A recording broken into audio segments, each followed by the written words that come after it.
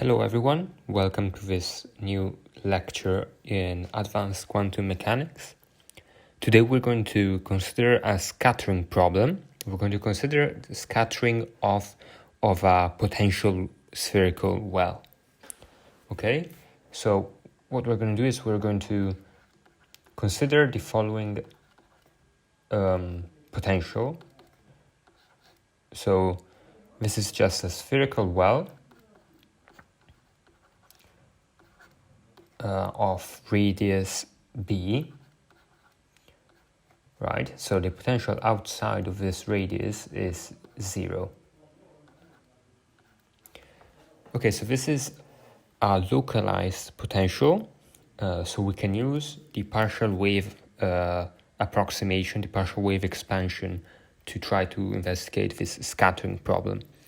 Okay, so what we're going to do is we're going to suppose we have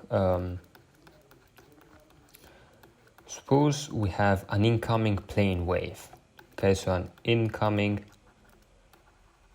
plane wave, right, of the form e to the I k r cosine of theta, right, which in Cartesian coordinates is just e to the I k z.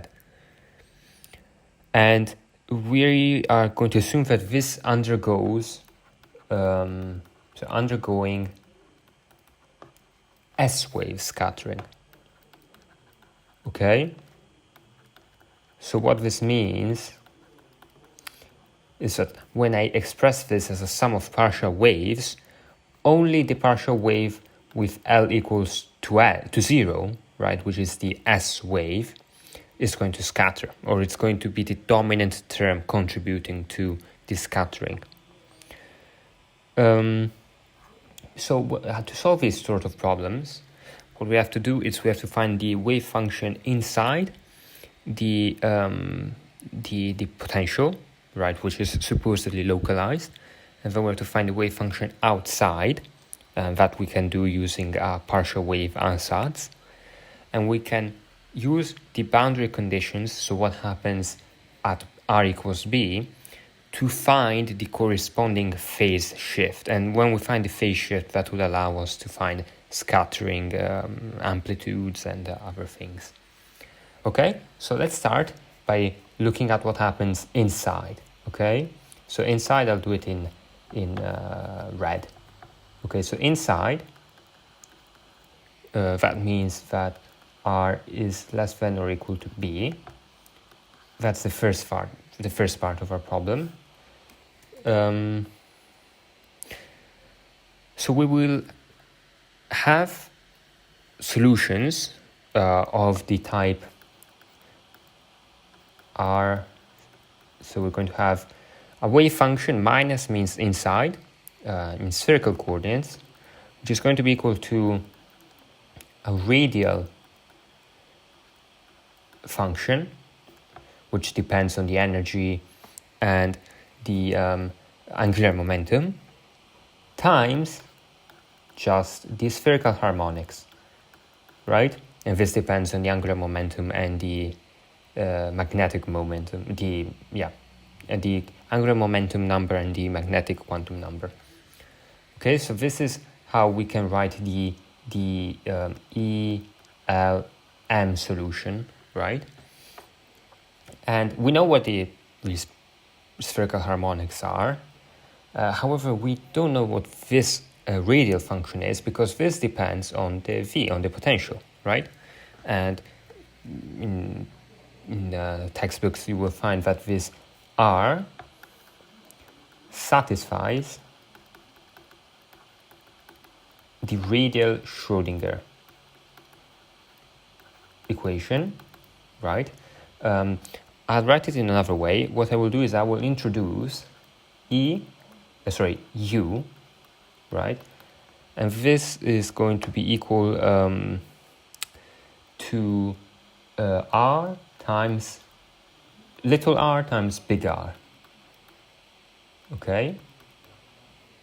When I introduce this and put it into the Schrödinger equation and do everything, I will find the following differential equation. So it's going to be minus d squared over dr squared plus L plus 1 over r squared.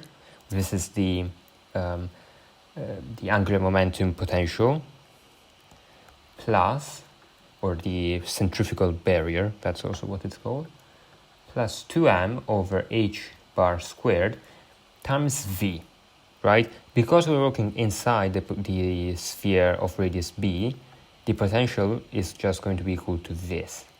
So times minus h bar squared over 2m gamma. Let's actually call this gamma squared. That might simplify some things. All right. Okay, and this is all times u, e, l, r. And what is this equal to? Well, this is going to be equal to the energy eigenstate, the energy level, E times E times 2m over h bar squared times UEL, right? Now, we're going to assume that actually we don't have to assume that. We know that this incoming plane wave will have energy E equal to h bar squared k squared over 2m, right? That's the energy of the plane wave.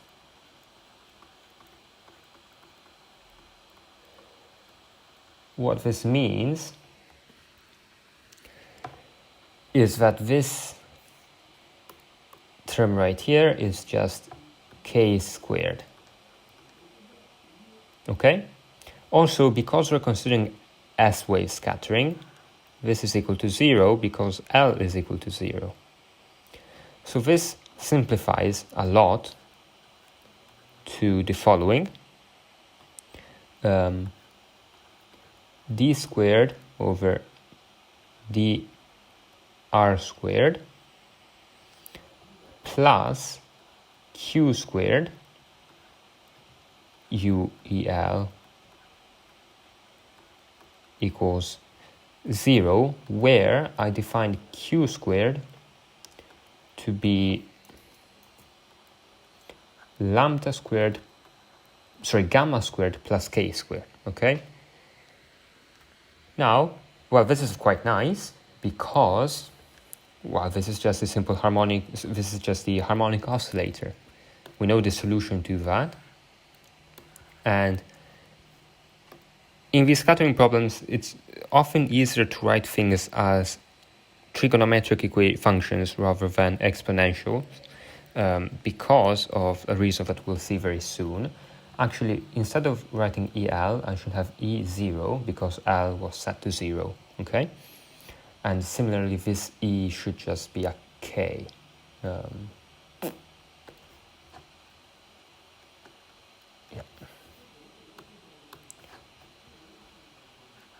Very good. Okay, so this is the simple harmonic oscillator. This is the harmonic oscillator. So the solutions are going to be EK0R equals A0 times sine of QR plus B0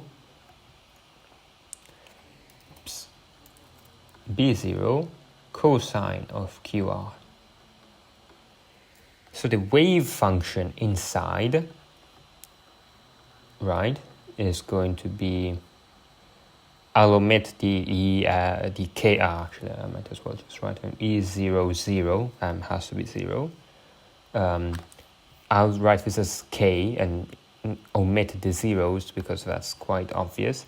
So psi K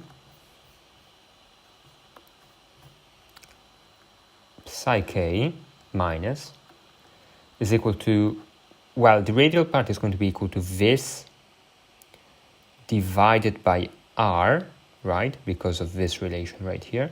So it's going to be A0 sine of QR over r plus b0 cosine of qr over r, all of this times the spherical harmonic with the 0 as angular momentum number and magnetic quantum number, but that's just equal to 1.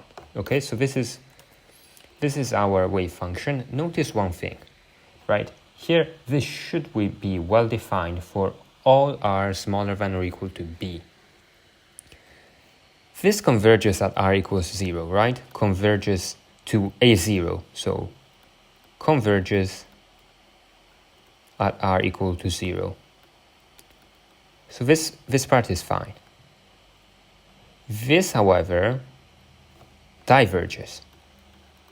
So, on physical grounds, because this has to be a wave function, a physical wave function at r equals to 0, we can set this term to be equal to 0. Okay? Great. Okay, this was the first part. Now the second part is a bit easier. It's actually just one line. Right, so second part I'll do it in yellow, yeah. 2. We need to solve the Schrödinger equation outside the sphere. Okay? Now outside the sphere, we have no potential. So this is just going to be the solution of a free wave. A free wave, but we want to write it in spherical coordinates. And we can do so by writing it as a partial wave expansion, right? And I might do a lecture on how exactly you can solve it, but for L equals to 0, it turns out that the solution can be written as the following. Psi plus r subscript k is equal to C0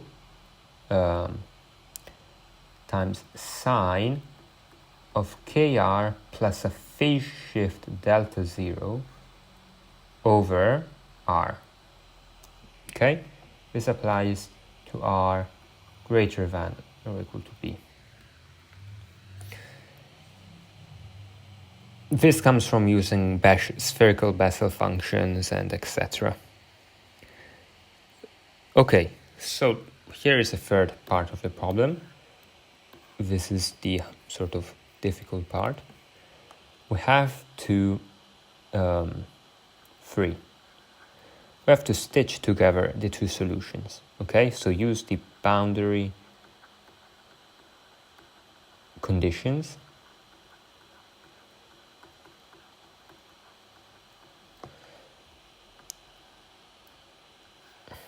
Okay, so what are the two boundary conditions in our case? Well, first of all, we require that the wave function be continuous. So psi minus k at b should be equal to psi plus at k of b, right? And looking at our solution, this implies that a0 sine of qb over b is equal to C0 sine of kb plus delta 0 over b. Okay? And then we have a second condition. Because we don't have any infinite potentials or Dirac delta potentials, we need the derivative, the first order derivative of the wave function to be continuous at b. So d psi k minus dr at b should be equal to d psi k plus dr at b. Okay?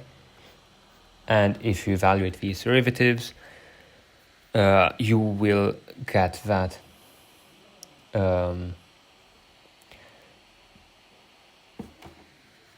a0 times cosine of QR times Q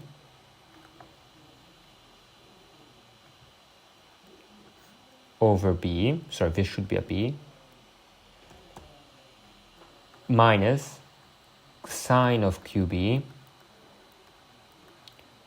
over B squared should be equal to C0 Q cosine, K cosine of QB, KB plus delta 0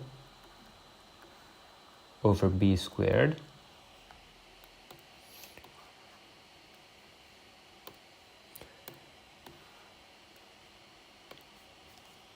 minus over B minus sine of KB plus delta 0 over B squared. Okay? So this is our first condition, this is our second condition, and now we can solve these quite easily. Indeed, if I substitute, actually if I multiply B times this first equation and I substitute it into the second equation, I will find that this term and this term cancel out. So boom and boom. And I just end up with a fairly trivial system of equations. So firstly, A0 sine of QB is equal to C0 sine of KB plus delta 0. And then the second one is A0 Q cosine of QB is equal to C0K cosine of KB plus delta 0. Now, all we want really is this delta 0, right? Once we find the phase shift, everything is very simple. And the phase shift is easy to find. We can just divide the first equation by the second. So we find that, let's see, Q over K tangent of QB is equal to tangent of KB plus delta 0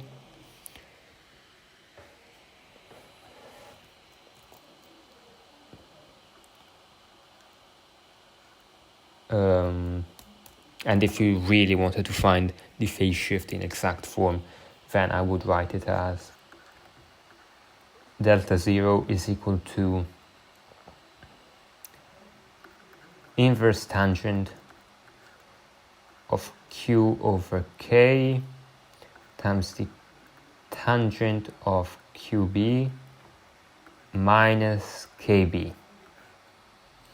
Okay? So there you go. This is the phase shift.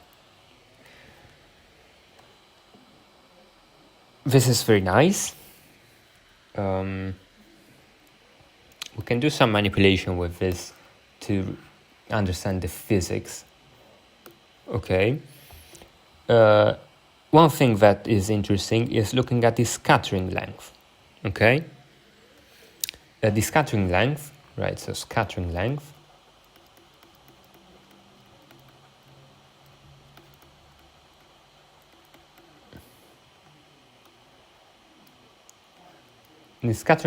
is defined as A, which is equal to minus the limit as K goes to 0 of the tangent of the phase shift over K.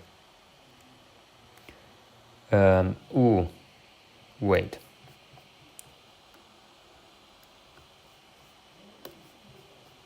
This should just be, the inverse tangent should just be over this term, not over the KB as well. All right. Yes. So this is the scattering length. This is the definition of the scattering length. Now, if k is very small, right, which is sort of the limit that we're taking here, then essentially this term is pretty much negligible. And so when I take the tangent of the phase shift, all I will get is this term in parentheses right here, right? So this is going to be equal to minus the limit as k goes to 0 of 1 over k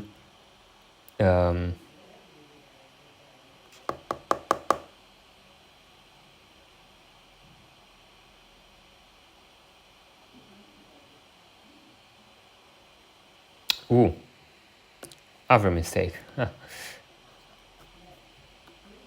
I put the wrong order. So this should be k over q. This should be k over q, right? Because I'm dividing this by this. So this should be k over q. Consequently, this is going to be 1 over k over q tangent of qb, and this is just equal to tangent of qb over q, sorry.